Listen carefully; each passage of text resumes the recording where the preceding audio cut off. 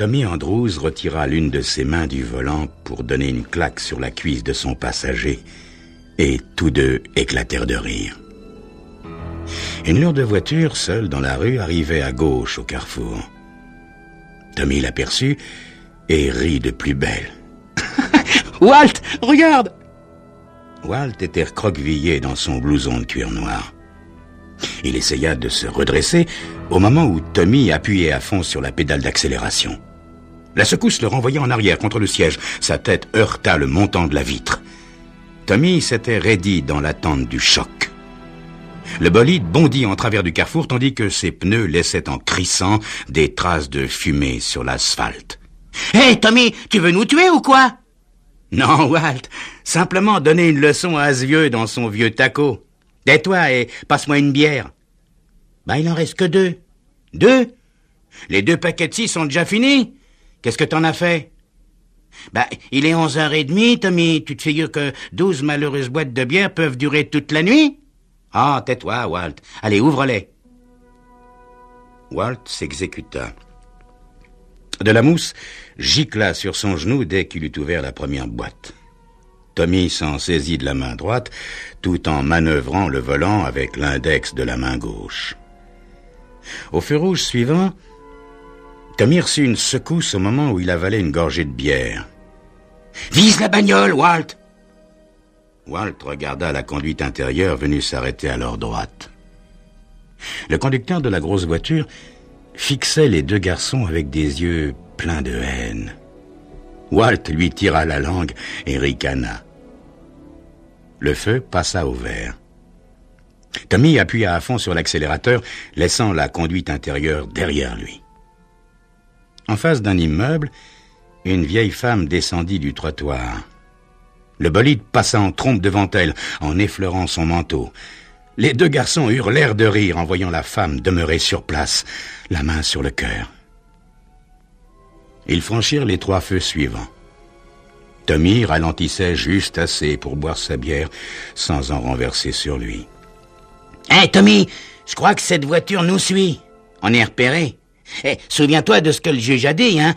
On nous retirera notre permis pour de bon. »« Alors, papa, on se promène ?» cria Tommy à l'adresse de l'autre voiture. Aucune réponse, sinon le même regard glacé et lourd de dégoût. Les mains de l'homme se crispèrent sur le volant.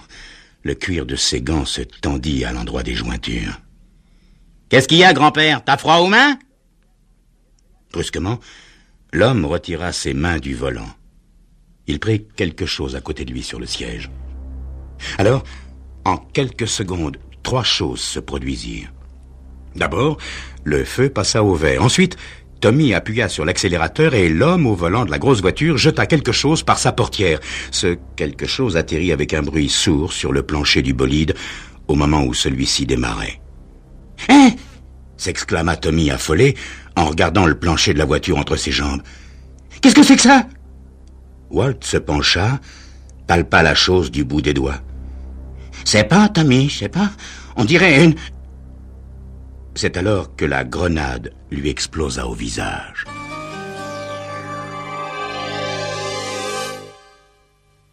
J'ai une affaire pour vous, McClary, » dit Daniels, le chef de la brigade criminelle. « Ah oui? De quoi s'agit-il, chef? » 2 gosses ont été tués dans leur bolide la nuit dernière. On les a fait sauter avec une grenade, selon le laboratoire. Le détective Paul McClary siffla entre ses dents. « Les revolvers vont pas tarder à être démodés, chef. Aucun indice? » « Non. Le nom des gosses, Tommy Andrews et Walter King. Ils appartenaient à un club automobile, Piddle Jokers. Allez d'abord voir les parents et furetez aux alentours. » McClary chercha tout d'abord la demeure des Andrews, une maison décrépite avec une charpente en bois qui aurait dû être repeinte depuis 20 ans. Il frappa à la porte. « Madame Andrews, détective Paul McClary. » La femme eut un mouvement de tête qui pouvait bien être une invitation à entrer.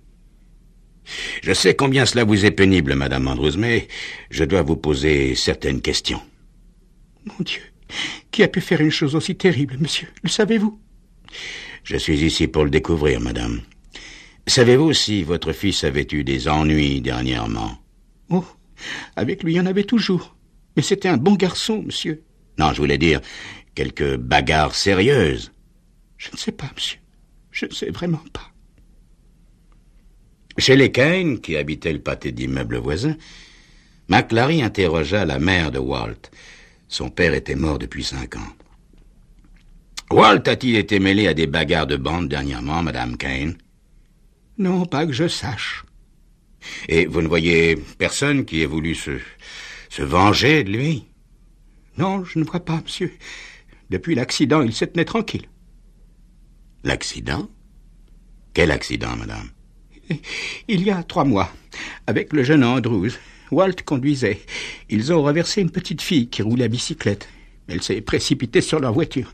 Il n'a pas eu le temps de freiner. Et la petite fille est morte sur le coup. Paul McClary enquêta dans le voisinage. Les membres du Paddle Jockeys et ceux des Travelers avaient eu une bagarre 2 semaines auparavant. C'est tout ce qu'il put découvrir. Il revint au bureau au moment où le chef s'en allait. « Je ne pense pas qu'il s'agisse d'une affaire de bande rivale, chef. Aucun ne ferait de mal à une mouche. En plus, aucun de ces garçons n'a fait son service militaire. Il ne saurait donc pas manipuler une grenade. Je me suis renseigné sur leurs précédentes bagarres. Aucun revolver. Rien que des trucs de genoux tels que coups de poing américains, chaînes et bâtons. Pas d'autre idée, McClary? Si? Une, chef. Les 2 garçons, Andrews et Kane, ont eu un accident il y a 3 mois environ. Ils ont tué une petite fille. Je verrai le père de la petite fille demain. Peut-être est-ce une vengeance. Ou simplement le geste d'un fou, Paul. Paul McClary avait essayé de ne pas envisager cette possibilité. C'était le genre d'affaire le plus difficile à résoudre.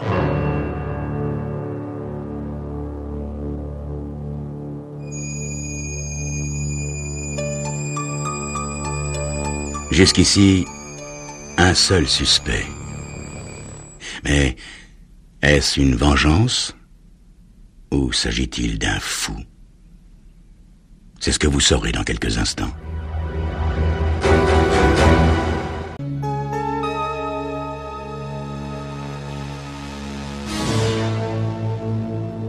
La lune pâle de l'aube disparut derrière un nuage au moment où la voiture de sport rouge grimpait la route en lacet de Hollywood Hills. L'appel urgent d'un klaxon sortit Peter Fallbrook de la stupeur de l'ivresse, juste à temps pour réagir au cri aigu de la fille. Instinctivement, ses doigts se crispèrent sur le volant. La lumière éblouissante de 2 phares arrivait droit sur lui. Sur la gauche, il le savait, il y avait le vide noir et profond de la vallée. Sa main tourna le volant vers la droite, cherchant instinctivement la protection de la terre solide. L'autre voiture passa en trombe. Fallbrook s'arrêta. Il regarda, fasciné, dans le rétroviseur, tandis que le conducteur luttait pour reprendre le contrôle de sa voiture. Le petit coupé rouge roulait tout au bord de la route. Ses roues quittaient le sol au-dessus du vide. Puis la voiture disparut. La gorge de Fallbrook se serra. Au tournant suivant, la voiture réapparut, maîtrisée.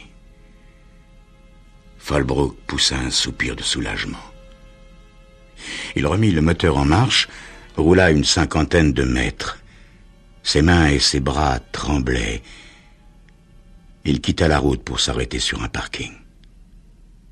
Derrière lui, des roues grincèrent sur le gravier et il sursauta.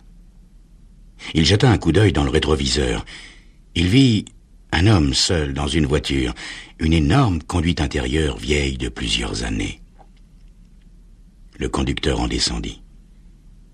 Il portait un lourd pardessus sombre et un chapeau noir. « Ça va ?» dit-il. « Oui, ça va, j'ai rien, monsieur, merci. » dit Fallbrook. « J'ai voulu venir voir. Il y a des gens qui ne supportent pas un choc comme celui-là. Pas trop secoué. »« Qui, moi, secoué, monsieur? Non, pourquoi? Je pourrais rouler sur cette route les yeux fermés. »« Mais c'est ce que vous faites, n'est-ce pas? »« Quoi? Vous pourriez aussi bien avoir les yeux fermés, ivrogne que vous êtes. Je vous ai suivi tout le long de la route depuis Sunset. Vous avez failli tuer ceux que vous avez croisés. Probablement quelques jeunes couples innocents, parce que c'est habituellement les innocents que les ivrognes comme vous tuent. Mais qu'est-ce que ça veut dire, monsieur? Que voulez-vous? Rayer des routes les hommes de votre espèce, de façon radicale. Fallbrook tenta de démarrer, mais l'homme au par-dessus fut plus rapide que lui. Sa main gantée sortit de sa poche. Au creux de cette main, la pierre avait la taille d'une balle de tennis. Il l'abattit sur le crâne de Fallbrook, qui poussa un gémissement et s'effondra sur le volant. L'homme tendit le bras à l'intérieur et desserra le frein à main. Ensuite, il tapota la veste de Fallbrook, trouva la poche qui contenait le portefeuille. Il le prit, lut le nom de Fallbrook sur le permis de conduire, referma le portefeuille et le remit à sa place. Le frein desserré, l'homme n'eut pas grand-peine à pousser la voiture qui se mit à rouler. L'homme resta sur le bord, légèrement haletant, à regarder la voiture dévaler la pente. McClary avait appris que Clarence Budlong, le père de la petite fille tuée à bicyclette, travaillait pour un certain monsieur Jeffreys à la Western Company. Il alla le voir. McClary expliqua à monsieur Jeffreys les raisons de sa visite et demanda quelle sorte d'homme était ce Budlong. « C'est un garçon tranquille, très intelligent, travailleur, consciencieux. »« Comment a-t-il pris la mort de sa fille, monsieur ? » ?»« Oh, il a failli en perdre la tête. »« Est-ce qu'il a eu un comportement bizarre dernièrement ? » ?»« Non, je ne trouve pas, étant donné les circonstances. »« Je vous remercie, monsieur Jeffreys. Je compte sur votre discrétion. » Tout de suite après le déjeuner, le téléphone sonna. McClary décrocha. La voix était assourdie, comme si on eût parlé à travers un mouchoir. « C'est au sujet de l'affaire dont vous vous occupez en ce moment, celle de la grenade dans la voiture. Vous pouvez ajouter quelqu'un d'autre à votre liste. Hier soir, M. Fallbrook est mort pour la même raison que les deux garçons. »« Mais qui êtes-vous, monsieur ? » ?»« Peu importe. Lisez seulement le Daily News du 1er mars. » Un brusque déclic mit fin à la conversation. McClary téléphona à la brigade de la circulation. Ils s'étonnèrent que la nouvelle de la mort de Fallbrook ait été connue aussi vite. Le corps venait juste d'être identifié et les journalistes n'avaient pas encore été prévenus. Dans le Daily News du 1er mars, l'une des lettres envoyées au journal disait ceci. Le problème de la circulation est une honte pour cette ville, comme pour tout le pays.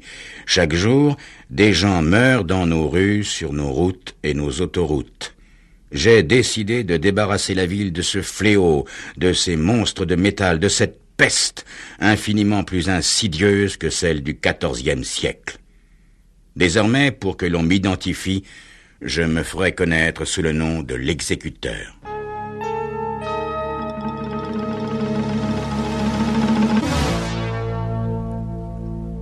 Après avoir lu l'article, McClary téléphona au Daily News.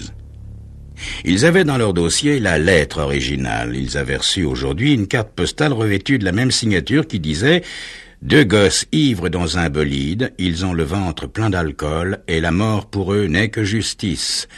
Et le riche Fallbrook était un idiot et un ivrogne. Tôt ou tard, par sa faute, un sang innocent aurait coulé. » McClary décida de faire suivre Budlong, le père de la petite fille. « Prenez Gottmeyer avec vous !» dit le chef. McClary aimait bien Gottmeyer, ils avaient déjà travaillé ensemble et ils s'entendaient bien. « Cette affaire devrait vous plaire, Gottmeyer. Nous avons un fou en liberté qui veut résoudre le problème de la circulation en exécutant les mauvais conducteurs sur le champ. » McClary tendit à Gottmeyer les rapports, un par un. Jusqu'à maintenant, je n'ai qu'un seul suspect, Clarence Budlong. Les deux garçons tués dimanche avaient renversé et tué sa fille il y a 3 mois. La presse du matin ne parle pas de Fallbrook, car on ne l'a identifié que depuis 1 heure. Donc celui qui a envoyé cette carte doit être celui qui a poussé la voiture de Fallbrook dans le ravin, dit Gottmeyer. Oui. Gott, nous allons prendre Bud Long en filature. Allez chez lui et attendez-le. Je vous accompagne jusqu'au parking. Il faut que je voie la voiture de Fallbrook. La voiture de Fallbrook ressemblait à s'y méprendre à une sculpture de César. L'intérieur en était complètement calciné et la plus grande partie de la peinture extérieure noircie. McClary examina l'asphalte du parking. Pas de traces fraîches de dérapage. Il marcha vers le bord du ravin et regarda tout en bas. Le chemin suivi par la voiture était facile à voir. Les herbes folles et les arbrisseaux étaient écartés et le couloir ainsi tracé allait jusqu'en bas. McClary en conclut que la voiture avait dû être poussée. Vers 5h30, au carrefour de Sepulveda et d'Olympique, un homme barbu dut freiner violemment pour éviter de heurter une voiture blanche conduite par une jeune femme qui tournait à gauche. Au feu suivant, la jeune femme vint occuper la voie centrale et s'arrêta. L'homme, à la barbe, se rangea à sa droite et descendit de voiture. Il ouvrit la portière de l'auto blanche, appuya le canon de son revolver sur la poitrine de la jeune femme et pressa la détente. Puis, l'homme regagna sa propre voiture. Le feu passa au vert et tout le monde démarra. La femme pouvait rester là, au milieu de la rue, pendant des heures et des heures, avant que quelqu'un eût l'idée de voir ce qui n'allait pas. À 10h, le mercredi matin, McClary terminait l'examen du rapport détaillé du laboratoire au sujet de la lettre et de la carte adressée au Daily News. Ce rapport indiquait que le papier de la lettre était un papier machine ordinaire, que la machine à écrire était une vieille portative à caractère élite. Plusieurs lettres sautaient, en particulier le A et le E minuscules qui paraissaient légèrement plus bas que la ligne d'impression. Le G majuscule était à peine formé. À 10h15, le téléphone sonna. « Allô, détective McClary, je vois qu'on a découvert le cadavre de la femme. C'est moi qui l'ai tué pour n'avoir pas respecté les priorités. » Puis, l'interlocuteur anonyme raccrocha. McClary se mit en communication par radio avec Gottmeyer. « Allô, Gott, où êtes-vous ?»« Dans le parking de la Western Company, Mac. À quelle heure Bud Long est-il rentré chez lui hier soir ?»« Oh, 6h30, Mac. Il s'est ensuite absenté jusqu'à 7h ce matin. » « Surveillez-le de près, Gott. Notre exécuteur a encore tué hier après-midi. Peut-être est-ce Bud Long. » L'exécuteur téléphona de nouveau à 14h30. « McClary, les choses sont arrivées au point où l'on me prend enfin au sérieux, hein? Faites bien attention à ce que je vais vous dire. Il y a une bombe dans ma voiture. Si quelqu'un entre en collision avec moi ou si je décide de tamponner une autre voiture, cette bombe fera sauter un pâté d'immeubles de Los Angeles. » McClary regarda fixement l'écouteur. L'exécuteur avait raccroché. Dans 2 heures, tous les bureaux fermeraient.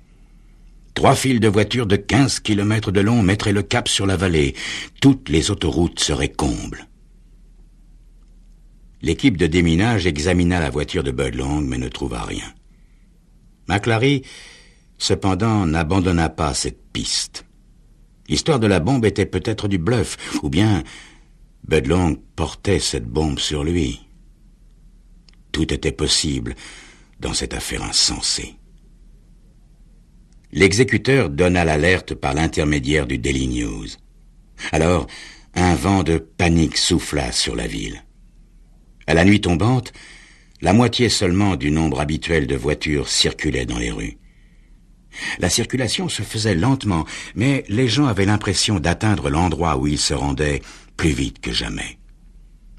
Le jeudi matin, la ville était toujours dans le même état. Gottmeyer revint au bureau à 10h30. « Vous savez, Mac, cet exécuteur a un bon côté, hein? S'il s'agit de Bud Long, pourquoi est-ce qu'on ne le laisserait pas faire? Il mettrait cette ville au pas en un rien de temps. Peut-être sa façon d'agir est-elle le seul moyen de nous réveiller. Allons, Got, allons. Vous êtes policier, vous savez très bien que cet homme est un assassin, un déséquilibré qui a tué 4 personnes et qui se promène en ce moment avec une bombe qui peut en massacrer des douzaines. 29 jours passèrent sans un seul accident de la circulation à Los Angeles. La presse appela cela un miracle des temps modernes. Le 30e jour, Paul McClary, assis à son bureau, souhaitait n'avoir jamais vu l'enveloppe qu'il tenait dans les mains. Il n'avait aperçu que l'adresse de l'expéditeur, mais c'était suffisant. Gottmeyer tapait à la machine, avec le E minuscule sensiblement en dehors de la ligne et un G majuscule à peine visible. Tout commençait à se mettre en place. Il était facile de retourner en arrière et de se souvenir d'autres choses. Ainsi, comment Gottmeyer savait-il que la voiture de Fallbrook avait été poussée dans le ravin? De plus, il y avait cette défense farouche des agissements de l'exécuteur. McClary avait toujours pensé que l'exécuteur ne pouvait être qu'un homme témoin de beaucoup d'accidents horribles, mais le nom de Gottmeyer ne lui serait jamais venu à l'esprit. McClary l'appela par radio. « Gott, pourriez-vous venir au bureau? J'ai quelque chose à voir avec vous. » Il y eut comme une légère hésitation, puis Gottmeyer répondit « Entendu, Mac, j'arrive. » Gottmeyer avait tué 4 personnes. On devait le considérer comme un fou, mais combien de vies humaines avait-il sauvées? McClary alla trouver le chef. « Chef, au sujet de Gottmeyer. »« Ah, vous êtes au courant, Mac !»« Au courant de quoi, chef? La bombe? »« Non. Gottmeyer vient d'avoir un accident. Il a franchi la ligne médiane de l'autoroute. Son réservoir a pris feu, on n'a même pas pu approcher. » « Mais comment est-ce que c'est arrivé, chef? » Un témoin a raconté qu'il avait paru perdre le contrôle de sa direction. Il a frôlé une voiture à plusieurs reprises, presque poussé une autre hors de la route, et puis il a fait une embardée de l'autre côté et franchi la ligne. Les voitures qui arrivaient en sens contraire roulaient à près de 150 à l'heure quand elles l'ont heurté. McClary espéra que l'on ne découvrirait jamais qu'il y avait eu une bombe. Il a rompu la trêve. Comment? 29 jours sans accident, chef. Gottmeyer est la première victime du mois. Oui. Mais dites-moi, McClary, si vous n'étiez pas au courant de son accident, que veniez-vous me dire? Oh, ça n'a plus d'importance, chef. Je venais de recevoir une lettre de Gottmeyer. Il demandait son transfert à la brigade des stupéfiants. Oui, il en avait assez de toute cette routine, des crimes, des meurtres et des accidents de la route.